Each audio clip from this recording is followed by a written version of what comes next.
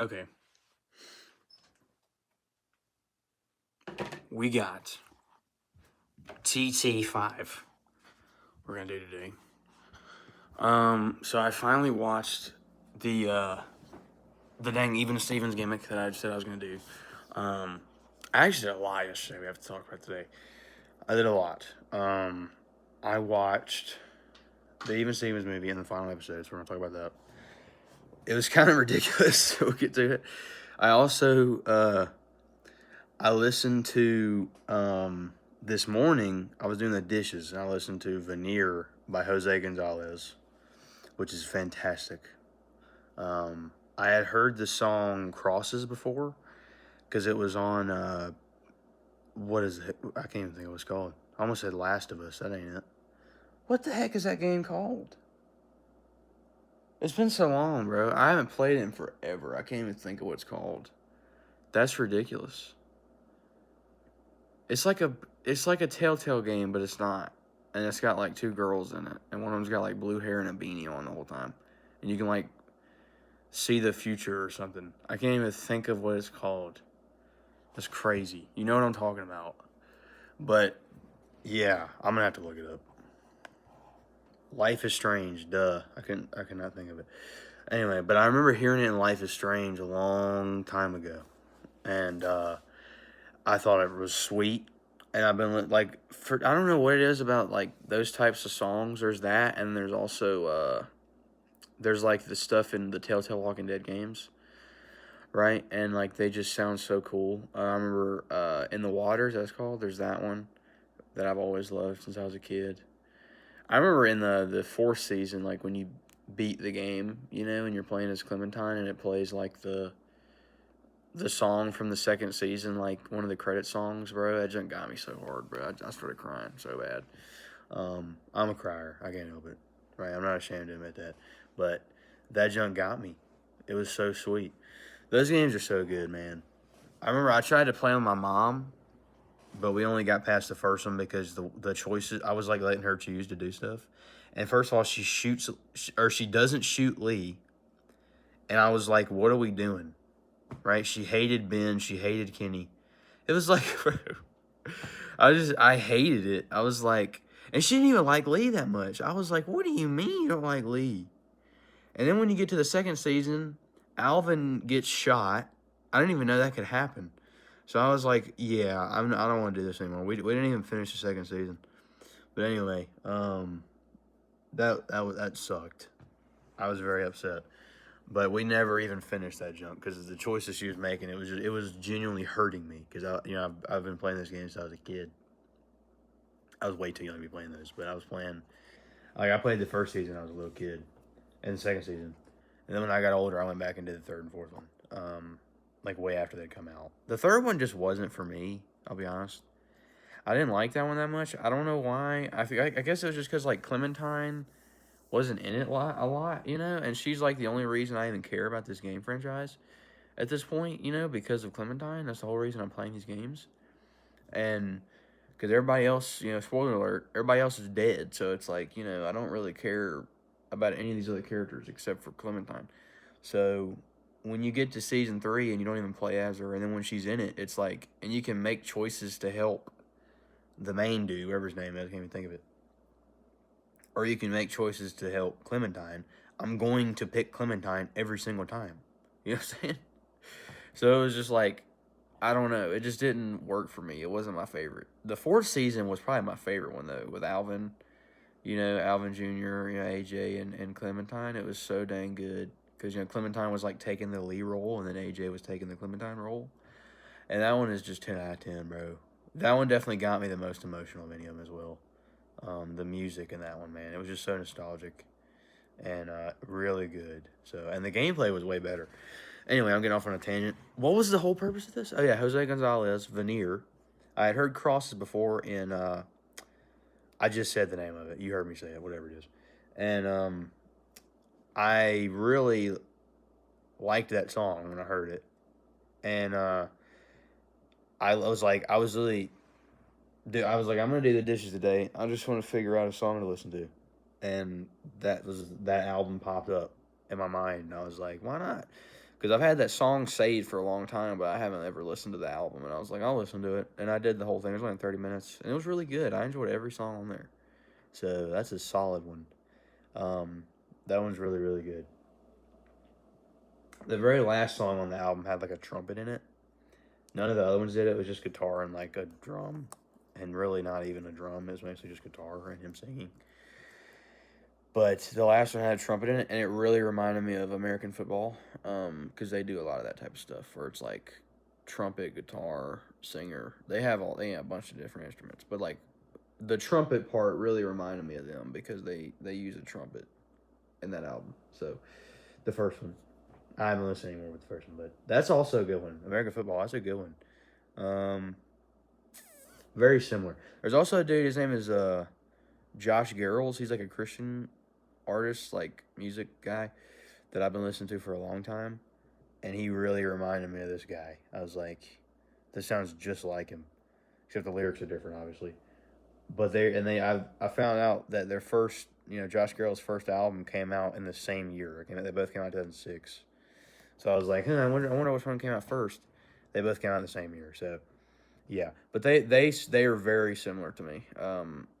They really like are familiar. It's kind of funny because it's Jose Gonzalez and Josh Garrels, and their music sounds almost the exact same. But check him out too. By the way, Josh Garrels is awesome. He's really good. But I forget what his first album is called. Like under something, undercurrent, or that's definitely not undercurrent. It's under something. Anyway, really good. But yeah, let's see. So that's a solid record. I'm glad I listened to that today. I'm definitely gonna do his next one too. Then last night I finished. We'll get to Even Stevens last. I got this book. I mean, obviously I'm an MCU guy, right? I like comic books, so I'm gonna like the MCU. And I remember when I was watching Ant-Man 3, which isn't great at all. I love Kang. Okay, I've always been a Kang guy. I still am. I'm bummed that they got rid of Kang. I'm not happy about that.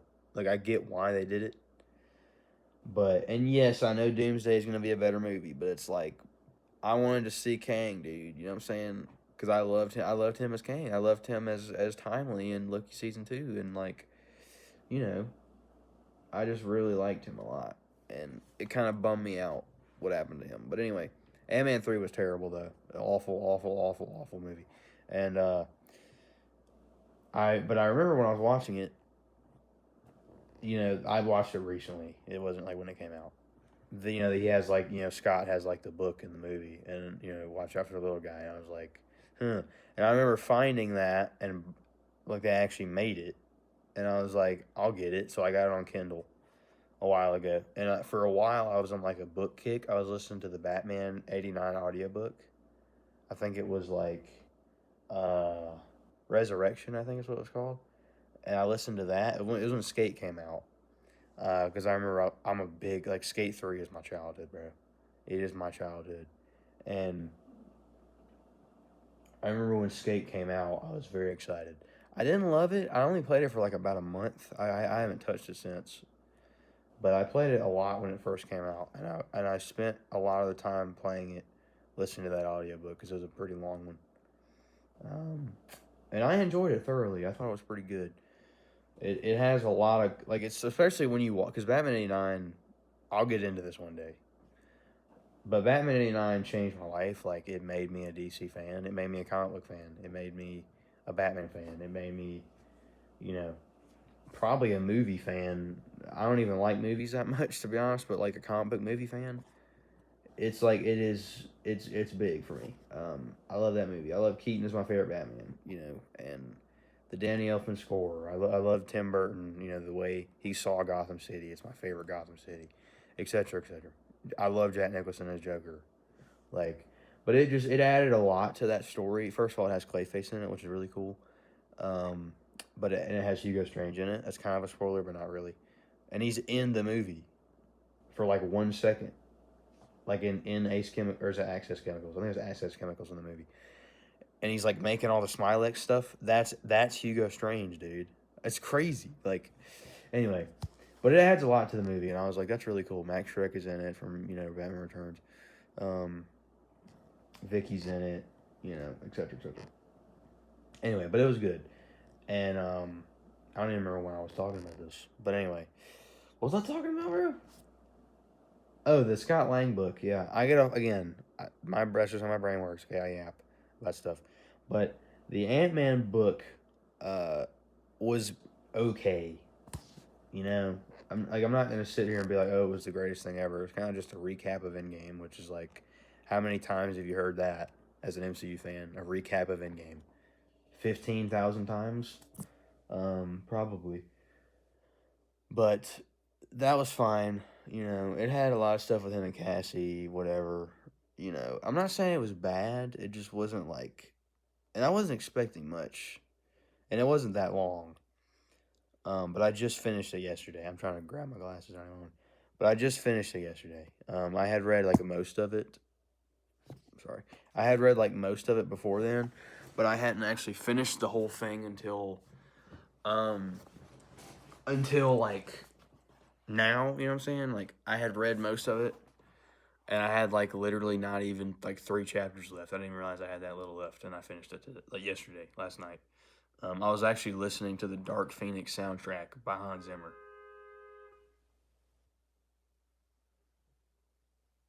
Uh, anyway, I was I was listening to the Hans Zimmer, but it's not the Hans Zimmer like the actual one they released, which that's 10 out of 10 as well. By the way, really underrated. I feel like nobody's ever even heard it, but it's really good. But it's like the experiments. That's what it's called, experiments. Check that junk out, bro, on Spotify. It is really, really good. The first song is like 17 minutes, and it's awesome. And you can tell because it came out before Dune. You can tell he got a lot of inspiration from this soundtrack for Dune, which is also a really great soundtrack. So I'd check that out if I were you because it's really good, both of them. But I listen to that a lot when I'm reading comics, especially Marvel stuff, because it's my favorite Marvel soundtrack personally. And I listen to that one a lot. And I was listening to that last night when I was reading it, and I finished it, and it was it. So yeah, not great, not bad. It was kind of just whatever, kind of like the movie, right? Um, I mean, it was fun to have just to say I've read it because that's just kind of cool. Like I was reading it in Paul Rudd's voice the entire time, but yeah. I mean, would I recommend it if you like the MCU? Sure, it's not that long, especially if you buy it physically. Like owning that physically will be really cool. But my bookshelf is full of books. I ain't got room for that junk, so I just got it digitally. But yeah, maybe one day I'll go over all the comics that I have and books that I have physically because I got a lot. But yeah. So I did that. Then I watched the Even Stevens movie in the last episode. The last episode was absolutely fantastic. It probably was the best episode of the show. My favorite episode was called Wombat Love. I was looking through the episodes yesterday, and I was like, I need to figure out which one's my favorite. I can talk about it. There was a joke in the basically Lewis, has a thing for Tawny, obviously, right? And Tawny has a thing for Lewis, but he doesn't commit ever, and he never says anything because he's Lewis. But there's this teacher. This dude's in like what 5th, 6th grade, probably 6th. No, he's in 7th grade, right? Because Ren's in 8th grade. Which is crazy, by the way. We'll get into that. 3 seasons. Like, they look so much different. They're in the same grade. What do you mean?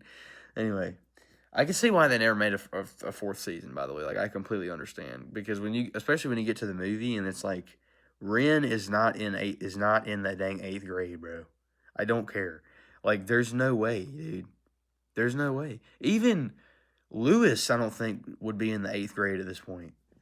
You know what I'm saying? But anyway, like Tom and Tawny, like bro, they are not middle schoolers anymore. But yeah, you get to Wombat Love, and he falls in love with like this teacher that shows up or something. And I remember it made me laugh so hard. This is the hardest I laughed on the show, but it was a joke where like he gets on his bike, like Alan's like, "Hey, have you told Tawny about this?" And he said, yes, and then there's a flashback, and it's Lewis on his bike, and he just speeds past her on the street. It's like, I don't think we should talk anymore. Bye, or something like that. He just yells at her and just runs by. And that joke, bro, it made me laugh so hard, man. It was so funny. If you can find that clip on YouTube, you need to look at that. It's hilarious. Or just watch that episode on Disney Plus. It is so funny. But yeah, there was a bunch of other jokes in that episode too that made me laugh, but that one stuck in my mind. It was definitely my favorite episode in terms of the one that made me laugh the most. But the last episode was definitely the best one, just in terms of the quality. Um, all the stuff with Lewis and Tawny was really good, really heartfelt, and it got me in the feels. You know what I'm saying? What did Tawny say? Oh, as long as I live, I'll never meet another person like you. That's hardcore, bruh. That's hardcore saying that about somebody. So that, yeah, it got me, man. I really liked it. It was a great episode. It was a great ending to the show. It was really good. Anyway, fast forward to the movie. It definitely is dated. The show really wasn't to me. There were a couple of episodes I didn't like. Foodzilla was one I didn't like at all. But I think that was the only episode I was like, this just doesn't work for me. But every other episode I really liked. Um, and you can tell that they're growing as the seasons go, right? Um, but when you get to the movie, they're just getting too old. And like when you're watching all this dumb junk that they do, like the first 30 minutes are terrible. You know what I'm saying? With the chair and with Ren and all that junk. It's just awful. And it's honestly hard to watch some of it. But when you get to the island stuff, it gets better. Tim Meadows is in this dang movie, by the way, which is insane. And he looks so young. I thought he was in his 20s. I looked up how old he was. Bro was like 40 years old when he made this movie. That's crazy, dude. That's nuts. He literally looked like he was in his 20s. Like it's crazy. It's not fair. But anyway, um, but he was fine in this, I guess. The plot didn't make a lot of sense, to be honest. It was like basically they're going on this island and it's like a TV show and they're like being forced to do things and like they're trying to split them up because they want to make good television. And it's fine. And then like it's like a big twist at the end where they like fool Tim Meadows' character into being on another show, and it's like they got him in like a prank or something. It was whatever. But that's the thing about the show. It always had like a lesson, even though like yeah, it's a dumb kiddie show. It always had a lesson, and if I was a kid watching this, I would get some out of every episode. Like it's like oh, you can have more than one best friend, or uh, this is how you get over your friends want to do something without you, or like feeling left out, or feeling like you don't fit in with your family, or you know sibling relationships and all kind of stuff, girl trouble, boy trouble. Like every episode had a lesson, even if it was stupid. Well, not every episode, but even Foodzilla, which I didn't like at all, it was like, hey, don't judge a book by its cover. So like every episode had a lesson. Um, the movie didn't at all. It was just dumb stuff happening, and then that was it. So, will I ever watch it again? I doubt it. I didn't like it that much. I love the show, but the movie just wasn't it to me. It didn't hit. It's crazy how different Tawny looked too. You can tell like she probably got other movies, in between, because she looks so like tan, and in the show she's so pale. Even in like one of the last episodes, they make a joke about it. How like she's on the beach and she's wearing all this stuff all over because she doesn't want to get like because she wants to look all pale. And then when you get to this movie, she looks completely different. Um, but anyway, it was fine. It was fine. But one thing, the one thing I wanted to talk about that was just so insane. There's this dude. His name was Jason. I forget what his like other name was. It was like Akaluka or something. I don't know what the heck it was.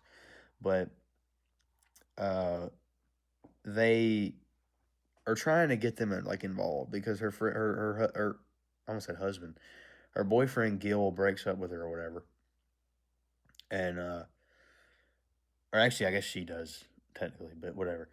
But anyway, she's having like problems with that, and she meets this other dude, and the whole point is to get them involved and then to break up with them, but for TV. And the guy doesn't want to do that, and so he doesn't, and he kind of spills the beans. No pun intended. Um, and at the end, it's like, first of all, they're kissing. She has been on this island for about 5 days. She knows she stank. You know she ain't brushed her dang teeth, bro. I don't know what, like, nah. Second, this she's really got junk all over her face, like, nah. Secondly, this dude looks like he's about 37, bro. I'm exaggerating, but he looks like he's at least 25 years old. This at the beginning of the movie, we've established that this girl is literally in 8th grade. She just graduated from middle school and she's going to high school. This is weird. You know what I'm saying? This dude's like jacked. He looks like he's a dang 80s action movie star, you know what I'm saying? And he's over he looks like he's gonna fight Rambo or something in his next movie. Rambo. I meant Rocky, but you know what I'm saying, either way. And he's over here kissing on Ren. It's like, bro, this is a dang middle schooler. What are we doing? This is weird. Because obviously the Ren's actress is obviously not in middle school, but it's like in the show she is. So that was kind of strange, but whatever. Um, I guess that's about it for today. The Winter Classic is on tonight with the Rangers and the Florida Panthers, so we'll see how the heck that goes. I'm not expecting a win. I am I'm really looking forward to it though. I love the Rangers, so I'm hoping they win. All their boys are hurt. They had to call up like 3 dudes from the AHL from the Hartford Wolfpack, so that's not good. Miller's still out, so that's not good. JT Miller got selected for the American team of the Olympics, by the way. I don't know why. Even Trocheck I can see because Trocheck is really good in the faceoff dot and he's really good at killing penalties. So I get it, but like, what the heck? Why did you pick JT Miller? They didn't even pick Adam Fox. That's crazy to me. They didn't pick Lane Hudson. They didn't pick Cole Caulfield. Like it's definitely interesting. It's weird, but whatever. Yeah, I'm not expecting a win. If they do, now the Rangers are undefeated in outdoor games, so hey, I'm hoping they win it. Right? The jerseys look insanely cool. I'm definitely gonna have to get one of those. I've been wanting to get one, but I can't right now. But I'm definitely going to I have one of the Centennials, and I have an away jersey, but I don't have one of those yet. I'm definitely going to get one. Probably Panarin. He might be gone this season, but I don't care. Next season, I mean. But I don't care. I'm still going to get one. Is that it? I think so. So tomorrow I'll talk about that game. Whoever wins. If we win, good. If we don't win, I'll have more to talk about. So, yeah. I think that's about it. So, yeah. Yeah. Thank you. Bye-bye. You're awesome. Seriously, you really are. Even if you don't think so, you are. And I'm very thankful for you, being alive, existing. It's a great thing, Like the earth is so big, there's so many people in it. But you are just like everybody else, We are. We're all human beings and we're all trying to figure it out, everybody. And I hope that and I know you will be able to figure it out. Like I guarantee you're going to be able to figure it out. So thank you very much. I appreciate you. You're awesome. Bye-bye. I'll see you in number 6.